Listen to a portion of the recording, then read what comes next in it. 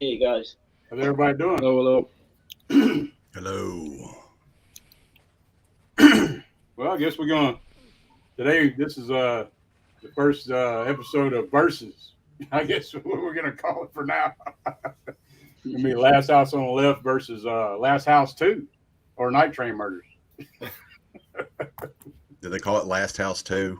Yeah, that's one of the titles. But, well, then Severin, they need to come out with it, boys. Let's do a limited slipcover for it. Yeah.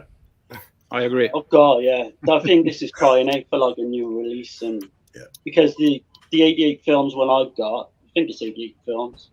The actors are terrible. Like you could do it with a really good, Arrow release or something like that. I think Blue Underground did it over here. I think I had the DVD at one point in time, but I cannot find it. There it is. I think it's the same That's scan. the one I got. Same cover. Yeah, the Blue Underground. And the same scan also, I believe. I have both of them. But yeah, man. I don't know how we're gonna do this. I guess we could briefly. Did anybody watch Virgin Spring? I didn't get a chance to watch that one. Of course I did. Okay. Well, it's on YouTube. I was going to watch it, but I don't know. I slept in a little bit today, so it'd probably been 20 years since I've seen it. It's like for me, you have to read the movie as well, so you have to pay very close attention to it. So yeah, oh yeah, it's got some big time, unfortunately. It's got some big words in it, so yes. Oh yeah, yeah. That's why Steve doesn't watch it. No, I know Swedish, so it's okay. And takes place in the 13th century. I guess I'll briefly go through it a little bit before we start the battle royale. So Ingmar Bergman, he made the Virgin Spring in 1960 from a 13th century ballad. So he actually took it from like a medieval play or some shit like that. But where the hell did you find that at? Do you go to the library to find that? I don't know, man. Shakespeare. But it's a big Swedish. Gismo could probably tell me better. Talk about it better than I could. It's a big Swedish thing over there. I haven't read that much about it. I'm going through the Ingmar Bergman box set from Criterion now, so I have 4 more movies to watch, but I haven't started with any of the bonus features or anything. But it's a really big movie from Sweden, and most people up here. I really dug it. That's the first one I've seen of his. I know he made like Seventh Seal, and he's made a lot of crazy films. I still haven't watched Seventh Seal yet, but it's more in tone. Like Craven, I know based Glass House off of that movie, but the tone of Virgin Spring is more. I think it deals with more Christianity versus paganism, in a way. That's the tones in that movie. Last House is nothing like that. Nothing that has nothing to do really with religion, you know. But you want to mention anything about Virgin Spring? No, I think it's a masterpiece, but I don't know much about the backstory from it or anything. But I think it's Ingmar Bergman's best film. Right. I really love it. It's and the female lead in that one, or both of them actually, are amazing. They are incredible actresses. I think one of them break through in America as well, but as I said, I haven't read that much about it. Normally, I would have done it for your stream, but I have been busy the last days. Oh yeah, I know you just had the baby. So I'm just lucky I got to see it. Too, man. That's awesome. Thank you. What's the story then to the Virgin Spring? Like a quick summary of it. Okay, I'll explain. It's so this Torres guy I guess that's how you say his name. His daughter she's like a big flirt, but she's like innocent. She's a virgin. But she's real flirty with people and shit. And then they got this servant girl that is pregnant, and she's very promiscuous, and she's super jealous of her. But anyway, they send her to a church she's got to deliver these candles to this church, and she's got to go through this forest to this church and shit, and then these vagabond type guys pop out with a little brother. They got this little kid brother with them, and you can just look at the looks on their faces what they're going to be up to right off the bat. You're like, oh shit. But she's all innocent, thinking everything's cool. She's, kind of flirting with them and starts, breaking out her lunch. She's going to share her lunch with them and shit like that. So, right. It goes pretty bad after that. And, they end up raping and killing her. And this is 1960. I'm like, damn, But after that, it's kind of the same. And they go back to her. Somehow they come to her parents' house and they offer them shelter and shit. They get to stay the night, and then the mother finds the clothing of her daughter. Well, they try to give her some of the good clothing that they ripped off of her body, and it's like these immaculate-looking clothes that her mother had made for her. And so she's suspicious, and then she goes through their shit while they're sleeping and sees the bloody garments and shit, and then lets the dad know, and then it's on then, That's how that goes. But right, so has Wes Craven given any credit to that film? Oh yeah, The Last Case? Yeah, big okay. Yeah, okay, Wes Craven, he even straight up said that. Yeah, I think he said in the interviews he mentioned it quite a bit, which that was the first time I'd ever heard of the movie is when he talked about it. Yeah. Right. Yeah. Yeah, he based. That's it why That's why I respect Craven so much. What's that? I respect Craven so much because he actually admitted it. Many directors that just Jordan Peele never said thank you to the Skeleton Key for once. Right. Yeah. Right. Although Lotto denied ever hearing or seeing Last House on the Left. So I always thought that was kind of He's fun. a goddamn liar. Yeah, he's full of shit. Son of a bitch. I read that as well, and I was like gobsmacked. I was thinking, shit, there's no way, man. Yeah, but yeah, man. Y'all want to take the floor with Last House? Anybody? Hell yeah, man! I'll take the floor if it's okay with you, CK. I'll never forget. I first watched this movie. This is around the time where the remake came out, and they released that DVD where they were basically trying to make it look like the girl from the remake that was on the cover. I still have that DVD somewhere. Yeah. I got this Arrow edition here now, which this is the best way to watch this movie. Like, there's no doubt about it. Amazing special edition. Saw it really, really young. I think I might have been 12, 13, which is definitely far too young to be watching this movie, but I was just fucking blown away by it. I just thought it had such a powerful, impact, and I was just like the mean spirit of the movie with David Hess and Jeremy Rain, and like how sadistic they were, like making the girls pee themselves, and she really did that for real. Yeah, which is insane. It just like that whole mean spirit and vibe just absolutely, from the first time I watched it, got me. I know the music throws a lot of people off. I know it's one of those movies where it's like it doesn't hit for some people, but it's one of those movies where it's like it has that amateurish first-time filmmaker feel because Wes Craven was just coming on the scene. He had that whole Christian background. Hadn't seen a movie since he was, I don't think until he was in his teens. And then he made an impact, though. He struck a nerve, and he would go on to do that a few times. So there'd be Elm Street, whether it be Scream. He struck a nerve with that movie, and then I guess with this movie, it's like really, really well made, but I don't think it has that same impact. I think that's the number one thing. It's not as effective. No, it's not. It just that's why I like Last House. It's the impact that it has. It really struck a nerve. I think that's why I lean towards Last House. So I guess that'd be my opening statement for Last House. But what do you think, CK?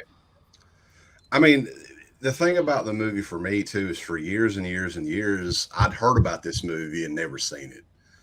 So here in Eastern Kentucky, that was a tape that was never in video stores at all. Like, I don't know why, but I think Vestron did the VHS here in the United States. So they did a re-release in like 2000, 2001. I think MGM did like a movie time release before the DVD came out. And I was hip to it, man. I was following the news and shit on the internet the early days. And I made sure that I was there that week at Suncoast Video and picked it up. The first time I watched it, it was not what I expected at all. Like with the name Last House on the Left, you're thinking, oh, this is going to be some sort of haunted house movie or maybe even like a slasher movie or something like that, which there's plenty of slashing in it. There's no doubt. But I still love the movie from day one. And I know a lot of people had to grow on him. For Uncle Bill, I think it had to grow on him. Because it is bonkers. Like the music in it's bizarre. Like it doesn't really fit with the movie, but I think it definitely adds to the movie as well. And then years and years have gone on. I've seen this movie numerous times, and I've heard rumors about stuff that was shot that was never shown, that it was originally an X-rated movie, that there were X-rated scenes shot that were like burned or whatever, destroyed. And then the fact that the two girls in it, especially Sandra Peabody, never have talked about this movie at all. Uncle Bill, back in the Horrorgraphs days, back in the early 2000s, she was a teacher. I don't know if it was like an acting teacher or something like that. And he had found her online, and she was not happy about it. I can remember him telling me, like, she was like, I'm not signing anything to this movie. Don't contact me again. You know, whatever else. So she's I did hear that she was genuinely terrified during the film. Like she was terrified of Hess, especially. I think they all were. Yeah, but she especially was, because I think that rape scene. Well, if you've got the Arrow release, there's some footage. I think it's the Arrow release. Yeah, that looks very close to X-rated stuff that got out. You know. Between the two girls or whatever. Yeah. But I think that there's a lot more. And I remember we interviewed Mark Scheffler that played Junior a couple of years ago on the show. And he didn't deny it. He was like, I don't really remember that, but I wouldn't be surprised, you know, if that stuff took place. So, I mean, a lot of the Wes Craven stuff, and you guys may know, like, I don't think his X-rated stuff ever came out at all, did it? Because he did that. Yeah. I know someone I was watching online, someone had a poster, I think it was Lorne Dixon had a poster of his first ever porno film. And he got Wes to sign it, you know, back 15 years ago. And Wes was like amazed that he even come up with this poster, like, you know. Yeah. But I don't know if there's any print or anything of that film. I would imagine if it was available, man, Vinegar Syndrome would have been all over that. But I don't think. Yeah. I don't know if his estate took control of all that, or knowing Wes Craven, you know how well he was known. You know, probably the most mainstream of all those guys from that era. Like he probably had all that shit destroyed. Right. Yeah. And like somebody with Last House, I kind of feel like. Because it's been well said, like a lot of times that the comedy cops and all the comedy elements don't really fit in. But I wonder if they were a substitute for the porn scenes, because, you know, I was amazed going back and watching Last House and realizing how much comedy there was in it this time round. So I hadn't seen it for a while. And I'm pretty sure a lot of that was like filled in for the porno. Yeah, it does feel out of place for sure. The cops and the chicken truck lady and all that, like that just has no place. Right, it's bizarre. That scene is absolutely bizarre. But some of it works. Put that in though. Some of it, because I mean, when it came out in '72, I'm sure people were like freaking out watching this shit. You know what I mean?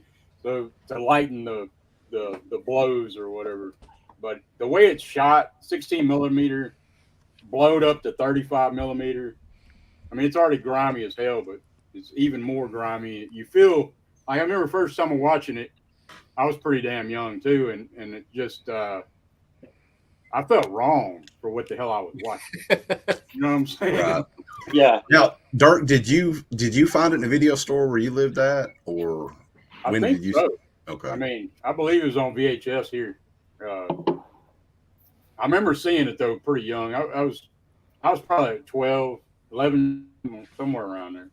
Yeah, because I was dying to see it for years because it wasn't, and I remember looking it up on eBay, like the VHS, that Vestron VHS was going for huge money back then before the DVD or the VHS re-release.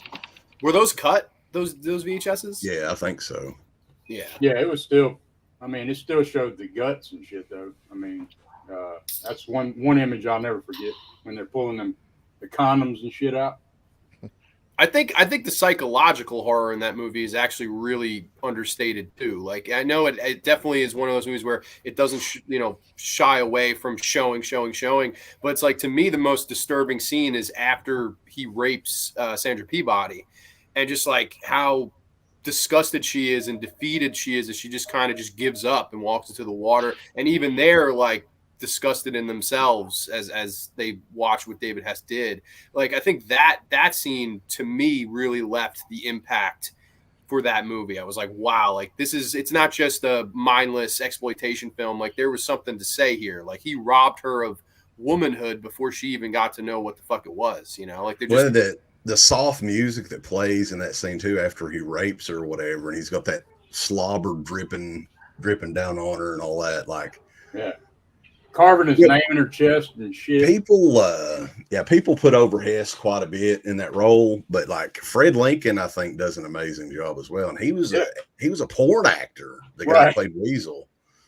And he had said for years, like up until he passed away, that was the one movie that he was ashamed of, was Last House on the Left. And I think it's a shame, because like his performance was amazing, I thought.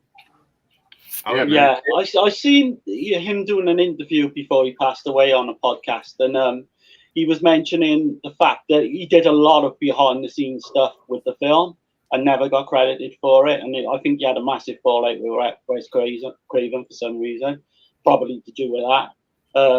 I think he was kind of bitter about the whole film for a while, because that kind of makes sense what you just said then. Yeah, that could be part of it for sure. Yeah, man. Well, what y'all got to say about Nighttrain? Steve, Gismo, Darren, y'all want to? I don't know if Gismo wants to take it away, or...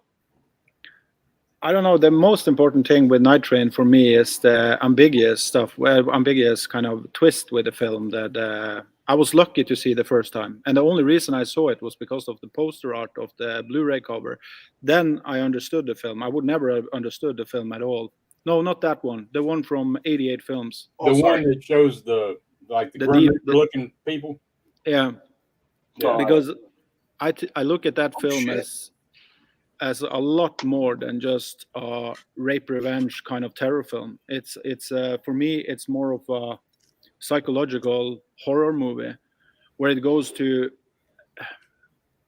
we need to spoil everything now, right? We can't hold back. Yeah. We're going all the way. I mean, we barely. The woman, you're good with this, Darren. The woman, Masha Merrill.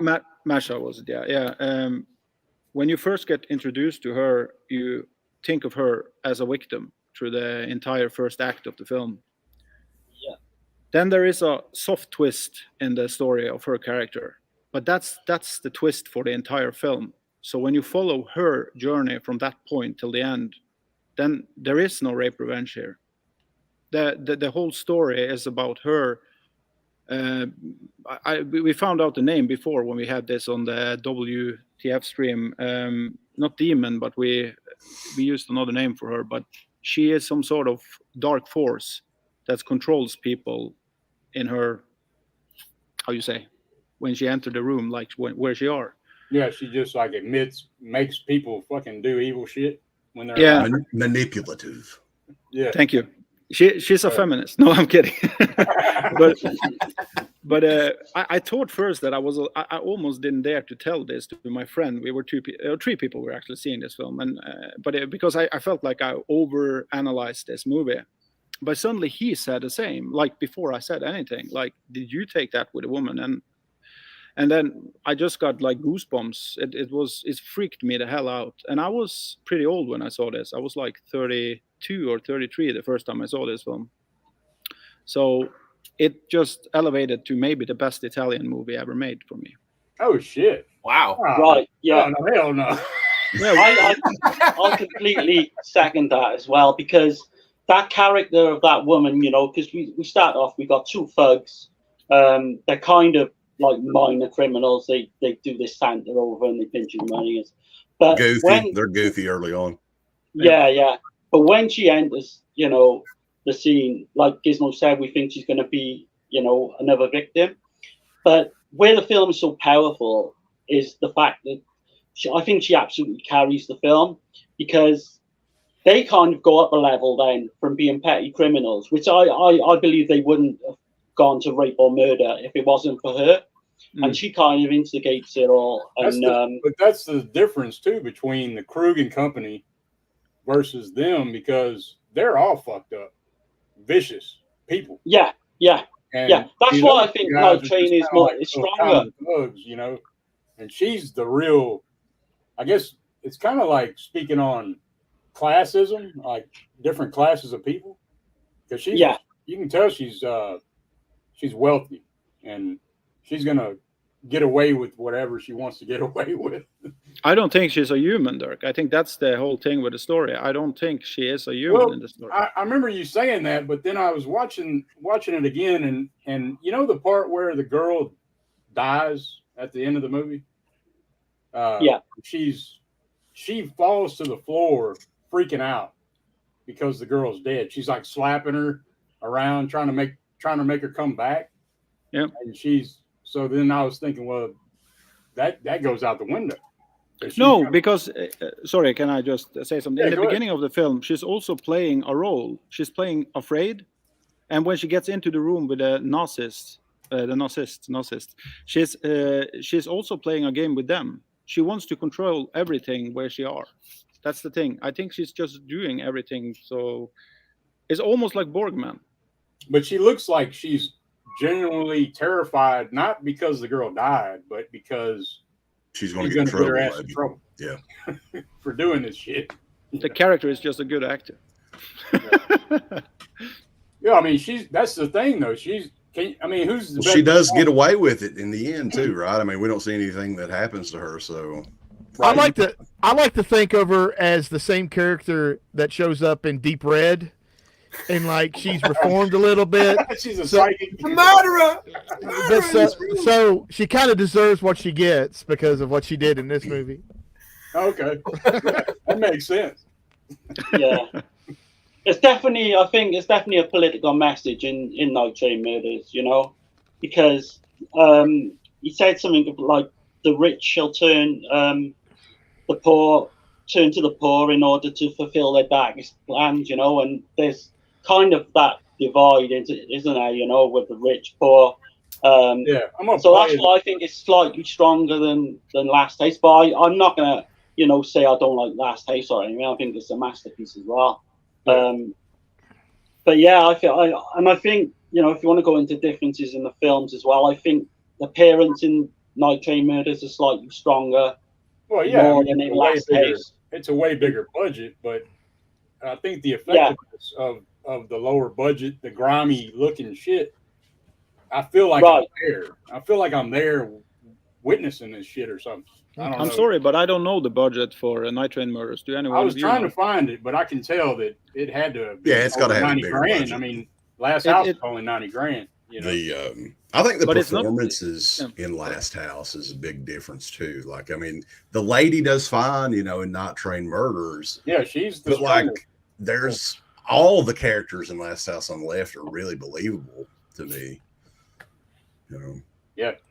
For sure. I think the whole setting change really threw me. Like I discovered this when I was like going through my whole trying to collect all the nasties, and I don't know if that day will ever come. Like I can't see buying Boogeyman 2 or fucking why not?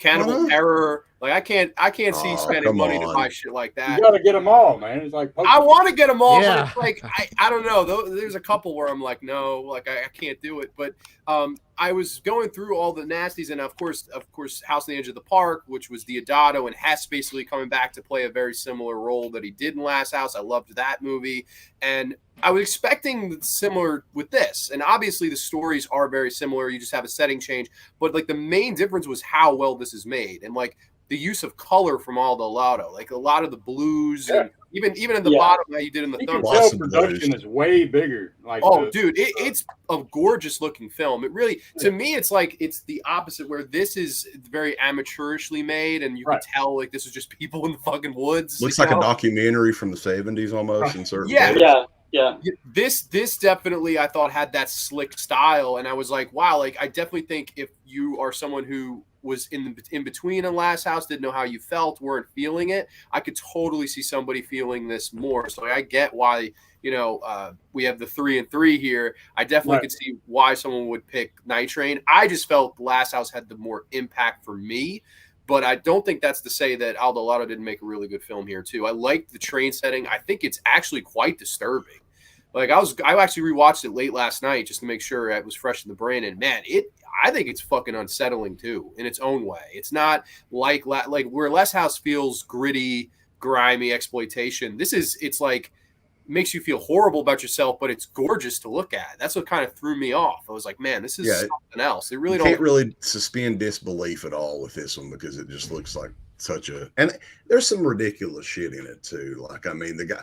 Like, why does the guy and Steve's the fanny stabber down there? What that just comes out of nowhere. Like, I'm like, okay, he's trying to have sex with the girl and she's too, tight. And then he's like, I'm just going to open you up, bitch. Come on now. Yeah, like I'm like, what the hell? Yeah, I'm gonna play this clip right quick. Check this out. So I didn't understand this shit, but we'll be right back. I had to ask my wife. I was like, is this a thing? Check this out. Yes, I was deflowered this way. A scalpel, actually. Yes, by a doctor. Ha ha ha. And they do that sort of thing in Italy quite a bit, evidently. I asked my wife, I was like, is that a thing? And she's like, I ain't never heard of that shit. With a scalpel. I find that even more disturbing than the rape scene in Last House. And I know I'll probably get shit for this, but it kind of reminds me of something like, what have you done to Solange? Obviously, I don't know the best way of putting it, but pussy violence and stuff, it really, I don't know, it just gets, like, it probably gets to everyone. Vagina killings.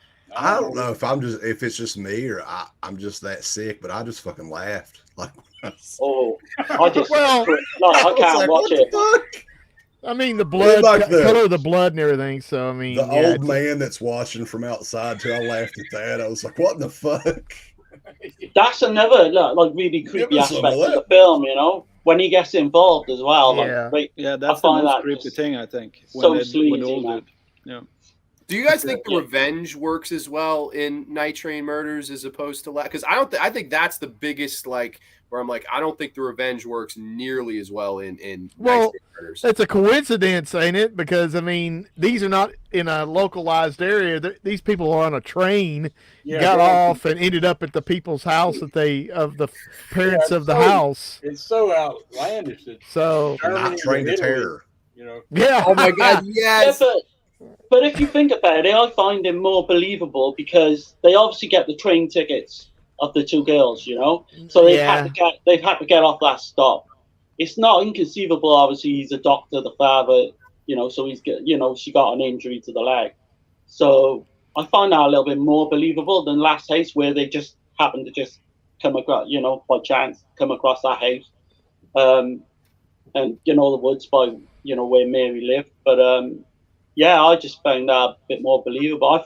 I find the ending to Night Train Murders is amazing because the mother runs out and she says, isn't there been enough violence and all this? And then he stops. It's something else too. And it just blows that guy's fucking brains out. And because the parents in Last House, both parents get on the fucking revenge. You know what I mean? Yeah. And the parents in the father, he gets the revenge kind of. But not the true son of a bitch that did all this shit, that orchestrated this shit. Right, yeah. He's going to get away scot-free, so, I mean. And I mean the veil as well at the end, and when she's on the train, she uses that veil. I don't know, I just think that's one of the best endings in cinema history for me. Shut them dogs up, Steve. But I can't argue with the ending to Last House as well. I like the fact where she rips a guy's dick off, and then she goes along with it, and slashes the throat. So there's dick violence as well in it. So it's crazy, man. Yeah, I mean, but honestly, if we're really talking about, I mean, who would you think the one actor character has the strongest performance out of the two films? Oh, David Hess. You got to give it to David Hess. There's just he made a career basically out of playing that one role. This shit here. Blow your brains out. I mean, shit like that, man. It's just insane.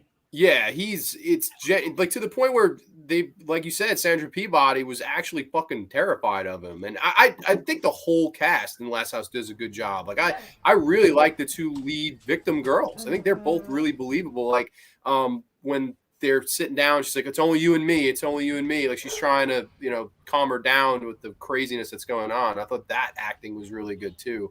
I do think the acting in Night Train Murders is good, but I don't know. I think Hess just absolutely hit a fucking home run with that role. It was just Hess is the MVP for sure, because he's not only the star who I watched the remake again recently, which I really like the remake a lot, but Krug in that remake is a fucking embarrassment. I mean, that's the worst part of that movie. Yeah. But Hess was also the composer for that score, which I think is like, at first I was like, oh, this is goofy as shit. What in the hell is this? Yeah. But over the years, I've really started to, love that score, and I think that's a really important part of that movie as well. Absolutely. Yeah, definitely love the score to Last Taste. It's so jarring at times as well, because the music just doesn't fit the scenes, but certainly when you first watch it, you're thinking, shit, it doesn't really go, and then it works so well. I do like the score to Night Train Murders as well, with I think it's Ennio Morricone, and you've got like the harmonica comes into it as well, kind of bridge, because we know where the two hooligans are, kind of thing. But I would actually give Last Taste slightly, better on the music score by far. Yeah. Another thing with Last Taste, like I had a bit of a problem with when I first watched it as well, was Krug and his son, because I couldn't believe that they were like father and son, because they look like brothers to me. There's like a 10-year difference between. That brings up another point too. Like, so it's like two contrasts of families. Like you got the dysfunctional family with Krug and company, with the whole damn, Leave It to Beaver type family. You don't really see that shit in Night Train. But Night Train feels to me like a complete cash grab ripoff of Last House. Oh God, I disagree there. I disagree 100%, Dirk. Oh, let's hear your disagreement. Go for it. Steve, do you disagree? Yeah. Can Steve hear us at all? He didn't say anything. What was the question? No. I said Night Train feels like a complete cash grab ripoff. It's like Steve's in fucking high school or something. What? The question is that Night Train is a cash grab. Steve agrees. No, I mean, most Italian movies did rip off American movies, so yep. I would have to think that. But can I shoot in something here? Because let's make this clear.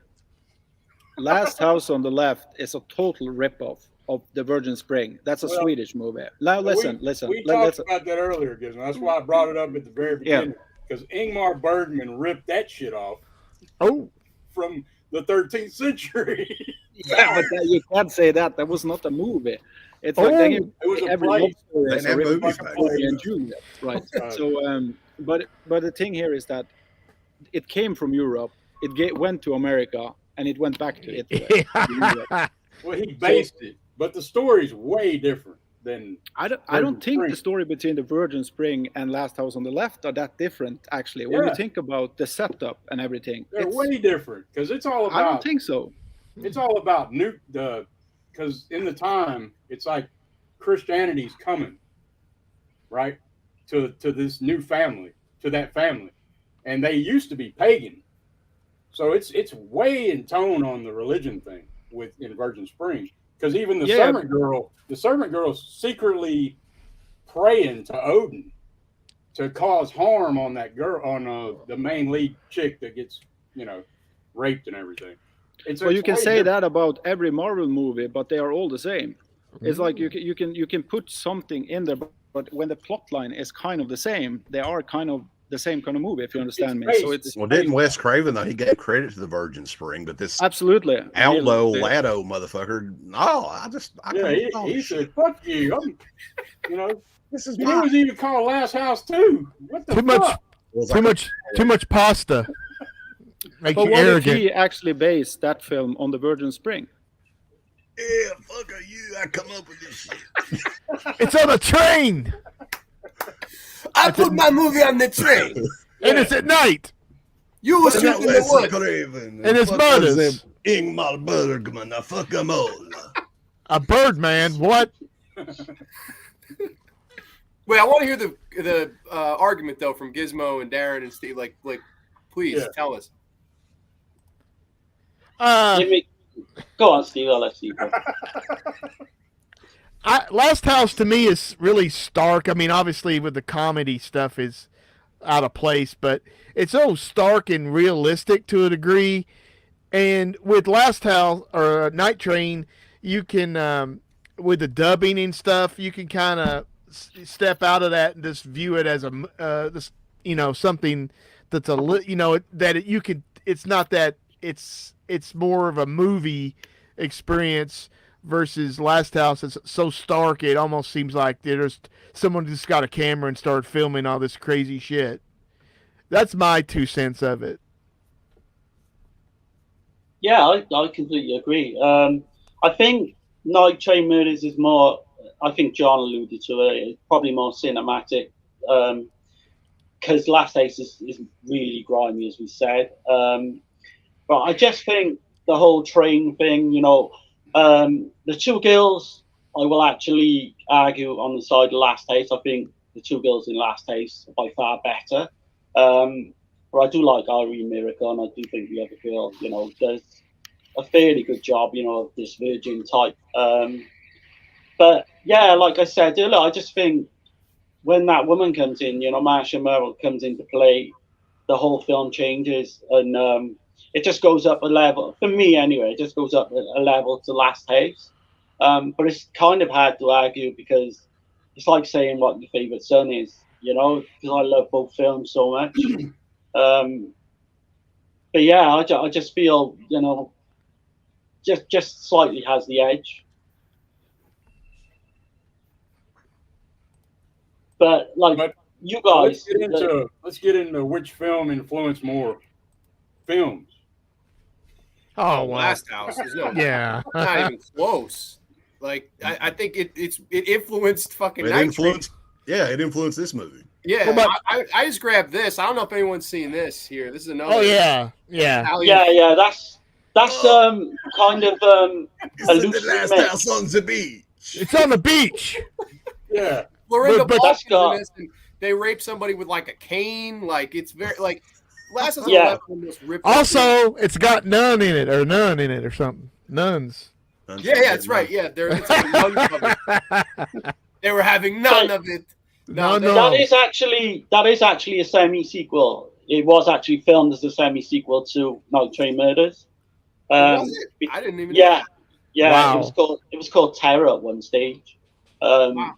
I think Ray Lovelock's in it as well. But I would go out and say that this is one of the better Last House knocks. Like, because I've seen, I don't know if you guys have seen Chaos, like the fucking David DeFalco Chaos. Yeah, that was originally a remake too, I think. It might as well have been, and it's a piece of shit movie. Like, that's to me how you do a bad exploitation movie. Like, that's just like completely missed the point. But like, same guy that did the what is he doing now? The Dark Force Entertainment's got yarn and stuff in his head on his Demon Dave. Yeah, Diamond Demon. I mean, that should tell you all you need to know if you see that guy. He thinks he's a wrestler and he plays Well, Roman Reigns theme music. You could do. He's got on. It's one of those discs. I think it might be that one that he does like that interview or a promo inside a real morgue. Oh, does he really? Yeah, there's one. It's on YouTube somewhere, but he's like got his shirt off because he's jacked and he's just cutting promos in a real morgue. He did a live stream the day before Bill Olsen died in the emergency room, I think, in the ER. Shit. And I think he filmed Bill Olsen too, if I'm not mistaken. I don't know if it's still up, but that guy's a real piece of shit. So was this movie. Yeah. Not very good. Yeah, I just feel like there's been a ton of Last House knocks, and I know, you could easily say, oh, they're Virgin Spring knocks, they're Nighttrain stuff. Like, even the whole Krug, which I know it's still Wes Craven, but Krug inspired Freddy Krueger, the machete in Last House. I'm sure I think too, it defines 70s horror. Like if you look at what came out after this, and like Texas Chainsaw Massacre and Black Christmas, and like the movies that were coming out shortly after Last House, it feels like Last House kind of changed it from the 1960s into the 1970s. Like you look at the late 60s, horror had a specific look and feel, and then after Last House on the Left, it also felt like horror had a specific look and feel that kind of went and coincided with that movie. Do you guys so I wouldn't think even go that far with it? Wes Craven, of course, went on to do every decade amazing shit. But I mean, did he ever have a movie that's more effective than Last House on the Left? I would say no. I wouldn't think so. I mean, he made Nightmare on Elm Street. I would say it's better, but I don't think it definitely didn't strike a nerve like it didn't affect me like Last House on the Left. But I would say Elm Street's better. He took that exploitative route and then he put it with the mainstream money with New Line Cinema and just makes Elm Street, and I think that's his best movie. And it really changed. It affected his career, man. For like 30 years, he couldn't do a different type of film. Like nobody was having none of that shit. They was like, nah, for 30 years, man. I mean, that's before he could do a different genre. Maybe somebody in the other team can tell me. Like, I actually am not that familiar with a lot of Aldo Lato's work. Like, was he mainly a horror guy? Did he do giallo? I mean, I feel like every Italian filmmaker was doing giallo at this time. Like, was that what was going on with his career? Do you guys know anything else about him? I really don't. I'm kind of green to him. Yeah, he made two really top-notch giallo. Short Night, The Glass Dolls, Who Saw Her Die, which actually Don't Look Now pinched up quite a bit of that. I think he's just so underrated. He did do kind of all sorts of different types of films. But it's two giallo in this one as well. To me, I think the masterpieces in their own right. I know some people say Short Night of Glass Dolls. I love Short Night of Glass Dolls. Isn't the giallo? Movie Coma. Have you ever seen Coma? No. It's a lot. Oh, like yeah. Coma, but to me, it is in a way. But I think he should be talked about. Not in the likes of Argento and that, but certainly with the likes of Martino and Lenzi, we should be talking about Aldo Lato. We should be in that conversation. I certainly highly recommend those two films if you haven't seen them already. Have you seen Who Saw Her Die, John? I have not. No, I'm really actually not very familiar with this director's other work, so I'd have to take a look. I always love hearing the names of some of these giallo films I haven't heard. Like, just sometimes it's just like, goddamn, like they really. It's hard to keep track of too. I mean, the giallo movement's a lot like the slasher movies here in the U.S. I mean, there's so fucking many of them. Yeah, and just when I think I've caught up and seen them, someone's like, "Oh, this one was before this," and I'm like, "Wait, what?" Like, it's so crazy. What I would say to you is to watch Who Saw Her Die, then watch Don't Look Now, and then watch The Haunting of Julia, and you'll be amazed by all three films. How much a lot. And all three are all the Lotto. No, they're different. They're different directors. Oh, different director. Okay, sorry. Yeah, but that's one thing I think they pinched a bit from Aldo Lato's films. That first film, Who Saw Her Die.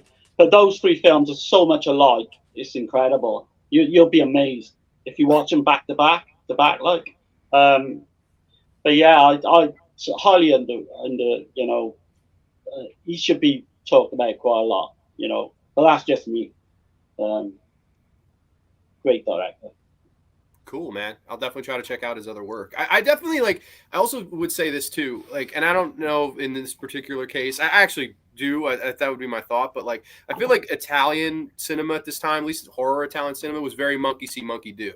Like Lucio Fulci sees Dawn of the Dead, Lucio Fulci does Zombie, and then like Aldo Lato sees Last House on the Left, Aldo Lato does Night Train Murders. Like, I think it was very monkey see, monkey do.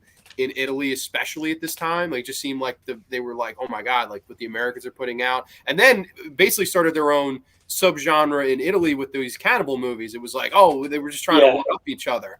It was like, I think, was it Man from Deep River? That was the first cannibal film in Italy, and then it was like, okay, we'll do Mountain of the Cannibal God, we'll do Cannibal Holocaust, we'll do Cannibal Apocalypse. Like, it seemed very much like a copycat era, or monkey see, monkey do. So that's like another big reason why I totally think that Last House was more influential as opposed to a Night Train. I definitely think Night Train is a movie that was influenced heavily upon it, whether Aldo Lato wants to admit it or not. I don't understand that, because I mean, the whole, where the girl has the peace symbol, and then later on the heroin addict Junior is wearing it. The mother catches him wearing it.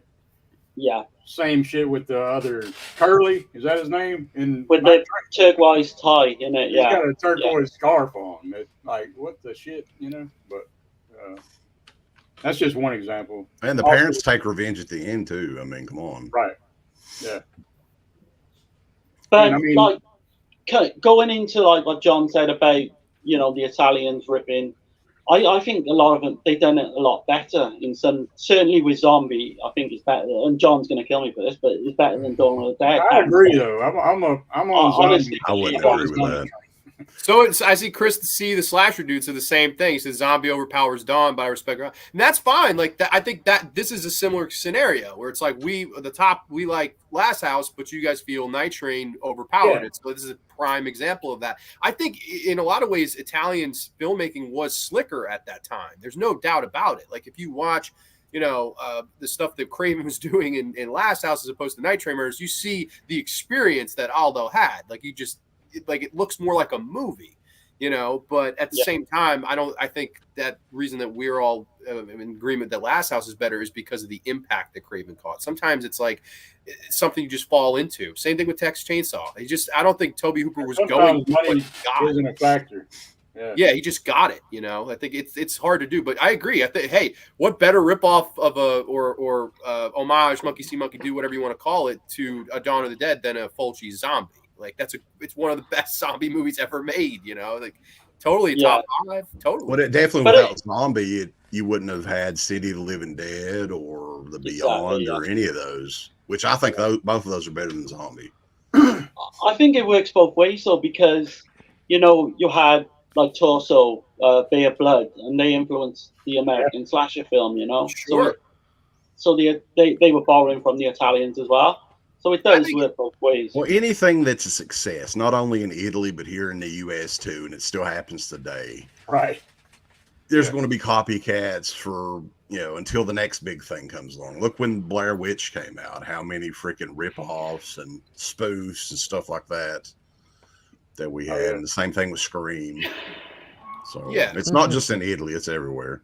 Yeah, everyone copies everybody. Like, even if you watch, like, I don't know if any of you guys are a fan of the original Ring, the Japanese version. The very end of that movie is exactly how the Terminator ends. Like, she's just driving off with the kid, and it's just like, you're like, geez, like, let this guy just see Terminator and go, all right, I'm going to use that same ending. Like, fuck it. Like, this is it. I've never seen the Japanese. Everybody off, but I think this particular movie, I would say, is more ripped off, I guess, is my point. But I agree with Darren. There is no, like, Friday the 13th series without a twitch of the death nerve. Bob in that opening, like 25% of Bay of Blood created the whole slasher genre, like, by accident. It's insane. It's a great movie, though. But Cunningham did give Bay of Blood credit, as he should. Pretty much had full of shit if he did. I mean, everybody borrows from everybody, though. I don't know if there's any totally original idea ever. That we can. Everybody's got an influence, right? So I mean, that's one thing you got to keep in mind too. Like, Texas Chainsaw Massacre is probably the most. What do you think is the most ripped off movie of all time? Is it Texas Chainsaw? Is it Night of the Living Dead? What do you got? Friday Without a 13th doubt, have to be thrown in there. Definitely. It's without a doubt Dracula. The first Dracula film is the most ripped off movie ever made. It's been they have done like how you say, I don't know the English word for it. Well, it's but been around longest too. So yeah, like from Nosferatu and everything. Yeah, I know a lot of people say Halloween is the most ripped off slasher film of all, but no, it's Black. You know, you have to go to Black Christmas because there's no Halloween without Black Christmas. You know, so and then people will argue it back to like Psycho and stuff like that. You know, but I think Black Christmas would be one of the most.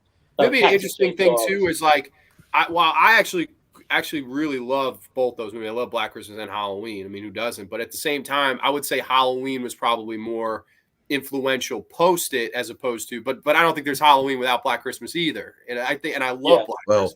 Black Christmas was one of those movies too that was very difficult to track down for a long time. I think whenever the DVDs got re-released is when that movie really got discovered by a lot of people.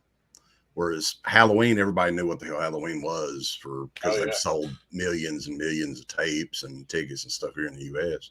Yeah. Yeah, I think he actually he actually said, didn't he, Sean Cunningham, that he actually ripped off Halloween. He kind of structured his bit like Friday the 13th around that. He had the name before he had the movie. So I think he ran an ad. Yeah, he ran an ad in the paper or something like that with the name before he even filmed the movie. He was making all these piece of shit kids movies after Last House on the Left. Like he made like Here Comes the Tigers, which is arguably the worst. If we're talking about ripoffs, Bad News Bear ripoffs. I don't know if any of you've seen that piece of shit called Here Comes the Tigers. I would watch it. It's horrible, man. Is it out on anything? That's a good question. I don't know. I actually don't know. I don't own it, so I'm not sure. If there's a Bare Bones DVD, maybe. But it was around the same time he made Manny's Orphans, which was like Last House on the Left, but it was with not Last House on the Left, fucking Bad News Bears, but soccer kids. Like he was trying to make kid films, and they were all bombing, and then that's why Friday the 13th comes to be. He's like, Halloween made money, why don't we fucking try that? You know, and that's basically how Friday the 13th comes to be. It's crazy. But I think also it's something that I experience after I've been part of these streams many times, and it's that I always watch it through your eyes, through Americans people's eye, you know, and through these streams. And when I hear often that everything is a ripoff from American films, it's again ripoff from other films, like the Terminator opening is a ripoff from the French movie. I don't remember the name from it, from 1968 or 69 or something. James Cameron even said that he ripped that off from that film.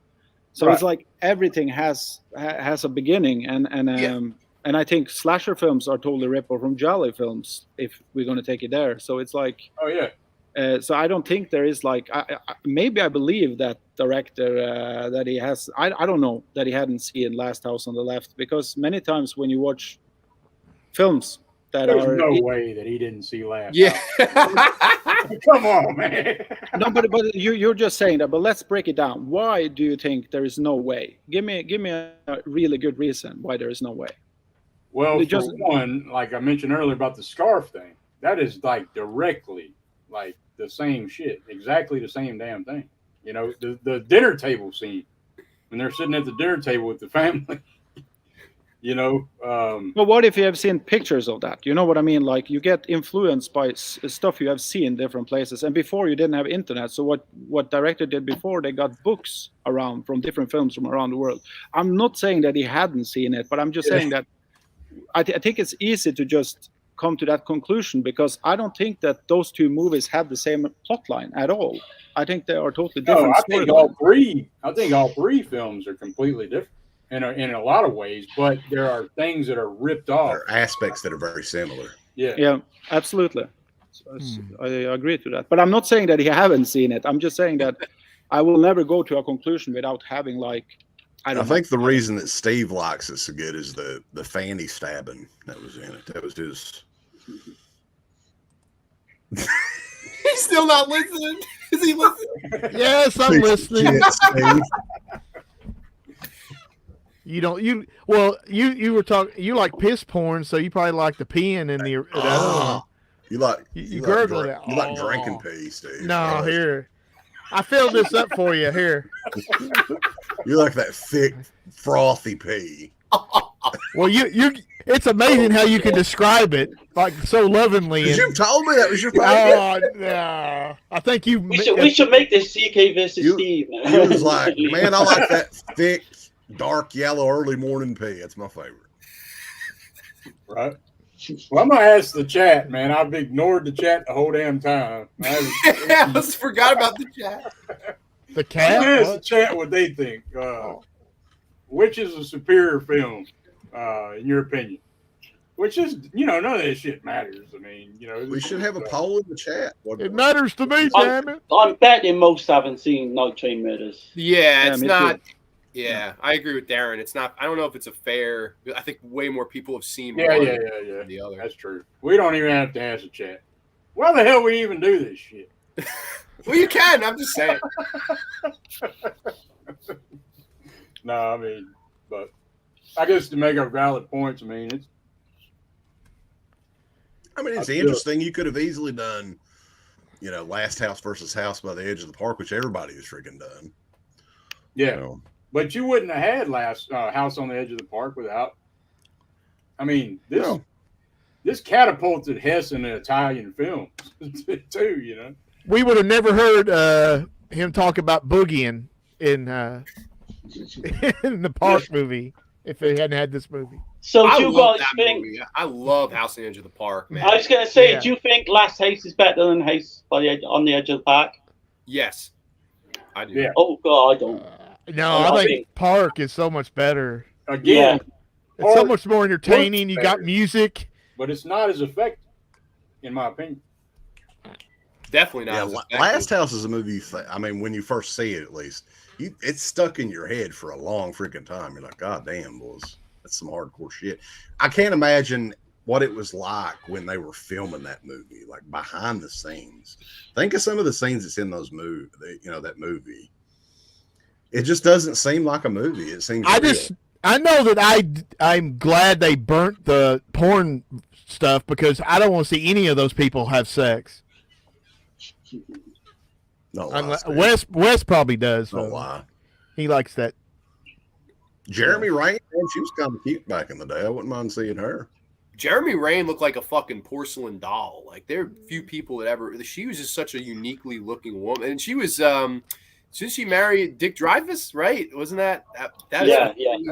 She was supposed to come on the show, right, CK? And then there's some whole controversy. I talked to her on the phone, and she was fine with it. And then by the time the interview come about, we kept calling, and we talked to Dick Dreyfuss Jr., one of her kids, and wow, she was like, little Dickie. He was little Dickie Bird Dreyfuss.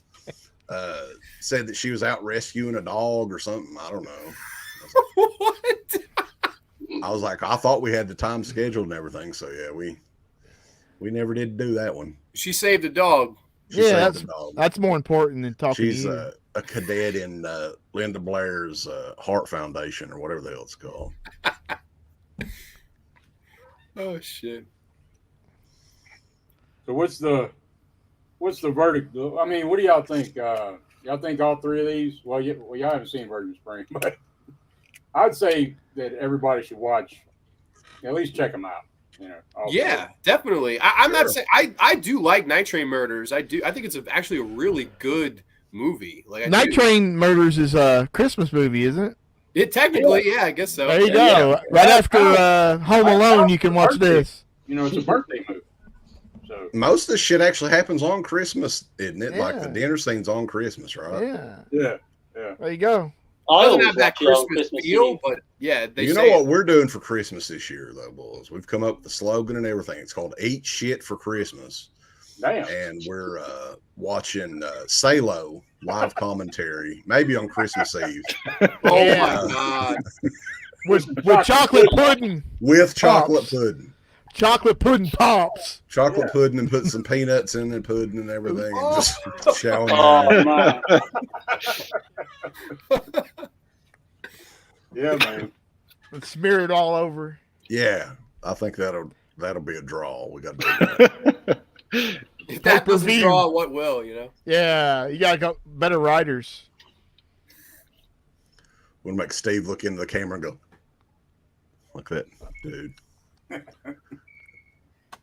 So I can't see the comments, but is anyone actually sticking up for Nighttrain murders at all? Steve did. Most people are saying, well, I see Texas says he hasn't seen it. Okay. Wes, this one guy, Big E, said David Hess made him piss his pants like you do. Oh, damn. So he's a I pants kind of go through pisser. the comments. Let's see. There's my wife checking everything out. Hey, Josh. Does she watch these movies with you, Derek? Hell no. I was gonna say, She didn't watch none of this. I couldn't imagine watching that Night Train Terrors with my wife or whatever, Night Train Murders. He asked her about it. Yeah, I just try to get her to watch it. My wife actually watched Last House with me one time, though, and she actually liked it. I was like, what the hell? Because I had it on, and she sat down, and I was like, I'm going to have to turn this shit off, and then she kind of got into it. So, hell yeah. You got Anthony in here. Appreciate it, man. Hi, Anthony. Yeah. Chris C., he was in here. Let's see, the mayor. What's going on, man? And to quote Uncle Bill, I'm a good person. Yeah. You got to say that every time you talk about Last House on the Left now. I'm a good person, but I do like it. I'm just kind of skimming through. I'm way behind. Trying to see if I see. I was going to ask CK, was Uncle Bill really pissed that we didn't ask him on, or was he just joking? I think he was just fucking with you guys. Yeah. Right, yeah. What team is Uncle Bill on? Would he be on Team Last House or Team Nighttrain? You'd have to ask him. I'm thinking Last House, but I don't know. Yeah. I think he's going to come on if we do Madman versus The Burn-In, and I think Dawn of the Dead as well versus Zombie. So that'll be something. Yeah. I know CK would be throwing haymakers for Madman.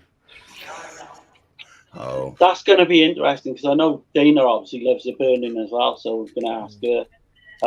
I'm a massive Burn-In fan, but I love Madman. It's like so many of these films are just, it's just like a hair split, split difference really. There's not too many 80s slasher movies that I don't like. Vinegar Syndrome's released a few, but most of them are pretty good. Yeah. I know in Europe, at least, I Spit on Your Grave is more, has been more impactful for the rape revenge genre than Last House on the Left. Would any of you guys say you like Nighttrain Murders better than I Spit on Your Grave? Yeah. Yeah. For me, I would probably say I can't say that I like I Spit on Your Grave. I watch it. I don't think it's bad. I think it's well done, but I don't like it. Even if you say you're a good person before you watch it. Yeah, it's just not like it's just not a That's that 20-minute rape scene just goes on and on and on. But it's effective for what it is. Again, there would be no I Spit on Your Grave without Last House. What would you like to watch? Virgin Spring.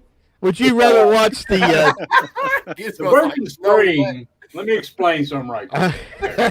Here we go. So the Virgin Spring is it's a Criterion release, by the way. It's an Oscar movie also. It's an Oscar movie. And big budgeted ass shit. Now, it's not big budget, but Armageddon is a Criterion movie. Last House is so raw and grimy, gritty, and changed the game. Changed it all. Damn it. I think Gizmo's going to try to put Dirk through a table. A flaming table. Table is too thick here. On a train. Yeah. I'll put it this way. I think Nighttrain Murders is, for me, top 20 film of all time. Last House is probably top 25 of all time. That's the way I see it. There's not much difference, but, But I've got stuff like Diodato, like Hapes on the Edge of the Park is in my top 10. Cannibal Holocaust would be in my top 3. Suspiria and Cannibal Holocaust like is that. great. Oh, it's a masterpiece. If you're talking about rip-offs with the Blair Witch Project, how Diodato didn't get fucking royalties for that, I don't know. Yeah, I'm not a fan of Blair Witch. I know a lot of people are, man. It's just I've worn to it over the years. I need to watch it again because the last time I seen it was the only time I seen it was 99 in the fucking theater, and I was drunk. So the marketing behind it. Yeah, I think Blair Witch was the last movie of that time because the internet was still kind of in its infancy, where they could get away with marketing the way they did. I was a big fan of that Curse of Blair Witch, the little special they had on the Sci-Fi Channel. I watched that a lot because a lot of people thought it was real. Oh yeah, then. A lot did. Yeah. You know, and you just couldn't pull it off today. Once I got to watching it, though, I'm like, man, this shit ain't real. When I was in the theater. But again, that was another one that was very impactful too. Like so much so that it ruined the careers of everybody in the movie. Like Heather Donahue changed her freaking name, right? Like a few years ago. Yeah. Are y'all big on the found footage though? I'm just not. I'm not. No. Yeah. I am. You are? Yeah. I was upset because they used to have a section on Tubi. It was just all found footage, and it was all crazy shit that, you know, real low budget. And I would go in there and pick one, but yeah, there's a bunch of them that is pretty decent. Not a whole lot though. I'll tell you one versus show that would be good though if you did The Last Broadcast versus The Blair Witch Project. Now, it'd be hard to find anybody to defend The Last Broadcast. Yeah. But that was a debate for years and years, especially from the filmmakers of Last Broadcast, which is a shitty fucking movie. I mean, it's really not good. What about Cannibal Holocaust versus Blair Witch? I think they're too different. You don't think that would go? I mean, they're kind of like similar found footage wise, and the fact that the footage was found and all that, but it is still more like a movie, I guess. With the music and everything, that really makes it more of a movie versus the starkness, if I can use that word a couple times, of Blair Witch. I think Dawn versus Zombie would be one of the good ones because I think I saw a lot of people that's going to be split. Zombie. To be honest, I watched Night of the Living Dead, and then I watched Zombie, and then I watched Day of the Dead. That's wow. I just cut out Dawn. That's just me though. What is it about Dawn? You just think it's too slow, or it's really boring to me. I like the Argento cut. It's okay. It's bearable. I hate the Argento cut. Like to me, that's the worst cut. It's just the goofy shit. It takes all the fun out of the movie. Yeah, smacking zombies in the faces with pies and shit, and going around the mall. I don't know. It's just the blue face, the makeup's fucked up. Dawn of the Dead to me but Night of the Living Dead looks really good.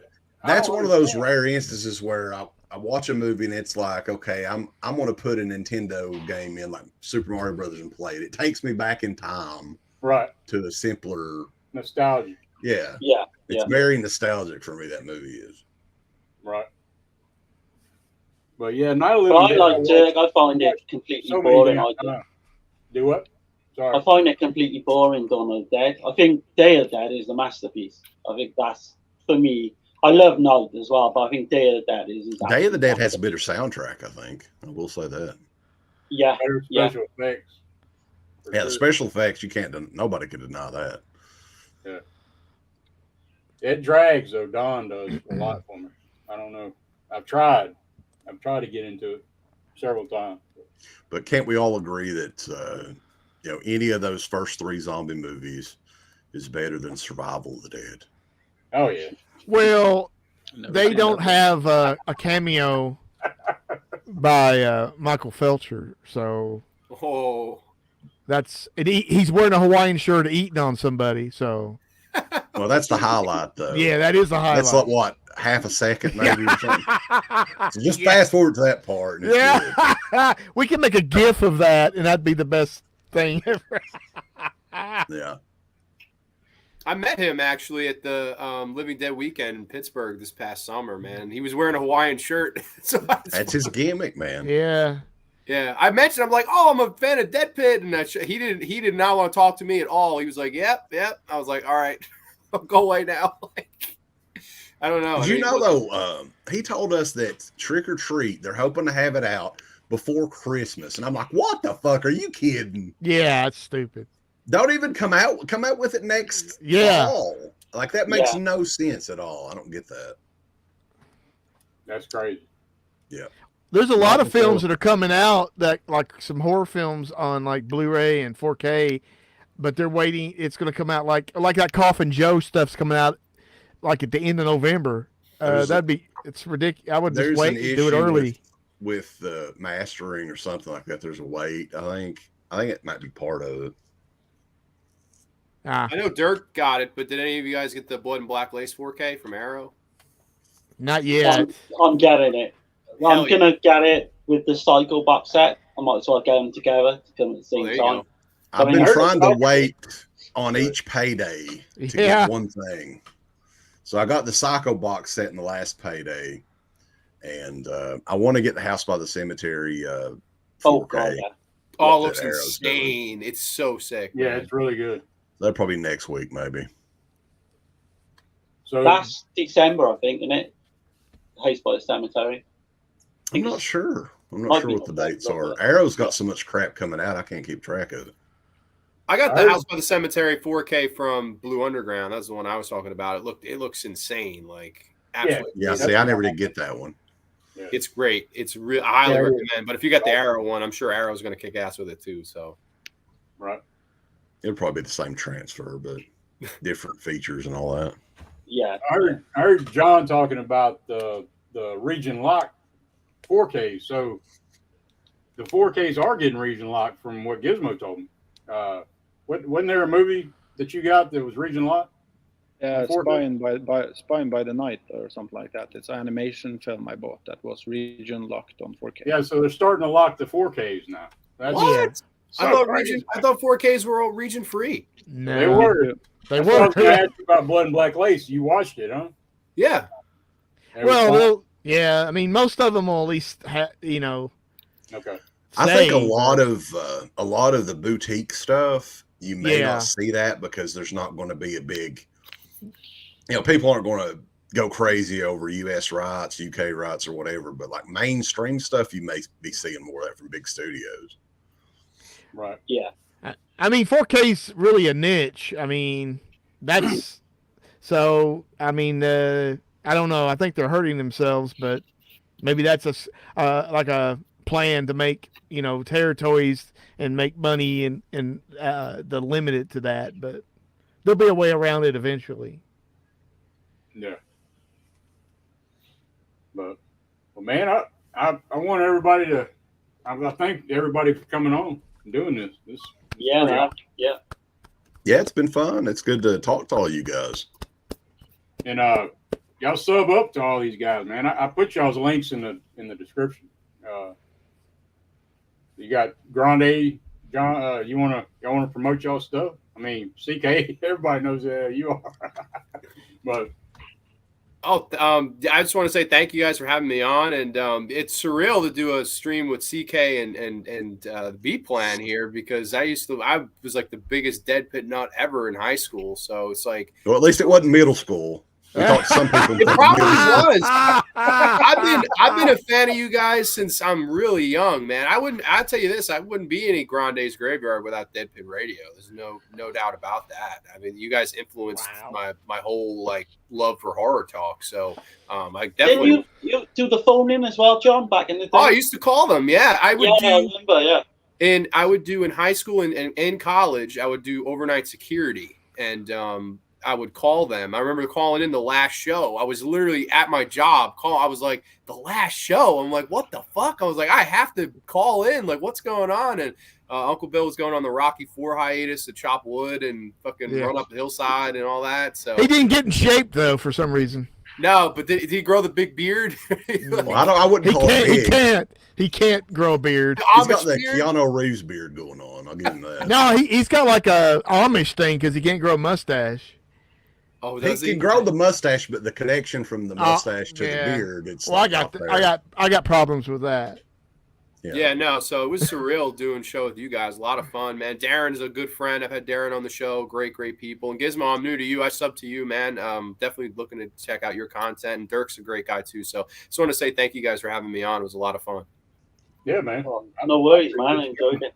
Yeah, I've had fun for sure. Seems like we've talked about Last House on the Left to death, but I never get sick of talking about it. Just so much stuff about the movie that we don't know either, like some of the behind the scenes stuff that never came out or anything. And it's always good chit chatting about this sort of thing. Never get sick of it. Obviously, we've done it for fucking ever. So, yeah, man. Well, you got anything coming up with? The only thing we're going to be doing, hopefully, we're going to record it sometime this weekend. Me, Uncle Bill, and Garrett reviewed where we're going to review this. This is the Severin release for Maniac 2, Love to Kill, but it's actually last horror film. Right. Have you seen it or? Yeah, we just watched it. Or I just watched it. I don't know if they've seen it yet, but I think we're going to try to record that tonight. Yeah, I've got it too, but I haven't seen it yet. All my stuff, all my Severin should be called here. The Fanatic, I think, as well. The funnest thing about this one is too is like it was shot illegally at the Cannes Film Festival in like 1981. Yeah. And you can share in it, right? Yeah, but you can see like all the other like posters for stuff that was playing then too. Like Possession was then, and I think I saw a Cannibal Holocaust poster back there. So it wasn't a set; it was literally the Cannes Film Festival. Oh yeah, damn. It's nice. I put your channel in the description too, Steve. You got any? Yeah. I seen a Temu unboxing you did not long ago. Yeah, I filmed the first one, but the camera made it look so crappy, and so I did a 3-minute review of it. You get some cool shit from Temu. Yeah. Oh, I got this. It's the hurt ornament from Death Proof. Oh shit. Oh man. Oh, that's sick. Yeah. Yeah. I like that, and I got like this one right here is from Temu. Yeah. Michael Myers for $10. That's a Tony Moran version. Gizmo, what you got coming up, man? Yeah, I just want to say first, give some love to Last House on the Left. It was my favorite movie of the kind of terror films back in the days. I defended that movie so many times to people who said it was shit, and I've been defending it all the time against I Spit on Your Grave. I think it's a lot better film than I Spit on Your Grave. Yeah. And I totally agree with everything you said. It's just that I love Nighttrain Murders a little bit better. But it seems like I hate that film after all I've said now. But I love Last House on the Left too. So that was one of the reasons I was a little bit back and forward to be part of this stream, because it's scary to go in and what would you give? What would you rate? That's something I can ask y'all. What would y'all rank Last House out of 10? I'd say 10. 10. Okay. 9, I'd say. Just because of the little bits of comedy, but yeah. A weak 8 out of a 10, I would say. But Nighttrain Murders is a 9 for me. So. Nighttrain Murders is a 10 for me. Okay. There's not many. I don't give 10s very easily. There's probably only about 5 films I've ever given a 10 to, but that's one of them. Damn. Or certainly maybe I've given like 10 10s. But yeah. And thank you for subbing. I will also sub. Thanks, brother. Hell yeah. And it's been really nice meeting all of you. I think it's the first time I streamed with three of you. Yeah. Yeah, man. We're gonna do some more.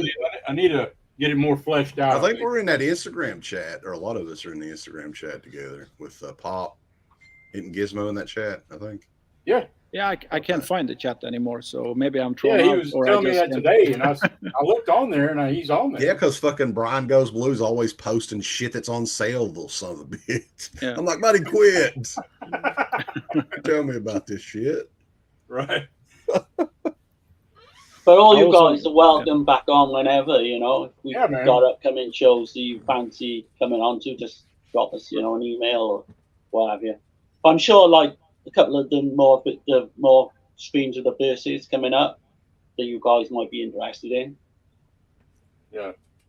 Yeah, just for sure. let us know. Yeah, if y'all need us to come on anything, just let me know. Yeah, exactly. Same, man. Yeah. Something y'all want to do. Cool. Who was it that mentioned the Ring earlier? Me. It was. Well, have you seen The Grudge also, the original? The Ju-on? Well, there's like a few originals. There's Ju-on the Curse, which is actually the real first one. Then there's Ju-on the Grudge, which is like the third one. But a lot of people consider that the best one because it was actually theatrical. But yeah, no, I've seen. I like Japanese horror a lot. I'm definitely well-rounded with it. Which do you put The Ring or The Grudge highest? The original Ring is fantastic, but I think some of the Ju-on sequels are great. Like Ju-on 2, because they're filming the movie in the house. Like that, I always thought that was a great sequel. Like what a really good idea. I would say the original, though, I would go with The Ring. I think the original Ring is a really good movie. And of course, America ripped those movies off. We were talking before. They were just like, hey, we'll remake them in America. Fuck it. And that's basically what they did. But that would be a good one, too. I've talked about both those franchises on my channel, but they go south real quick. After about 3 or 4 of them, yeah, it's about it, Wow, Wrangler. That's actually a good film, 13 Women. 13 Women? I haven't seen it, no. I've seen 99 women. 99 women. Okay. Where at? on a DVD. Well, man, I guess we're gonna get up out of here. Sorry if I kind of didn't do the chat today, but well, when you have this many people on, it's kind of difficult to it really is the chat too. Yeah. But I appreciate everybody coming and checking this out. Thanks for having me, man. Thank you for inviting me, man. It was good to finally do this. I know we've talked about it for a little while, so I'm glad it got in. Well, everybody have a good rest of your weekend, and we'll catch y'all on the flip flop. See you. Bye, guys. See y'all. Peace.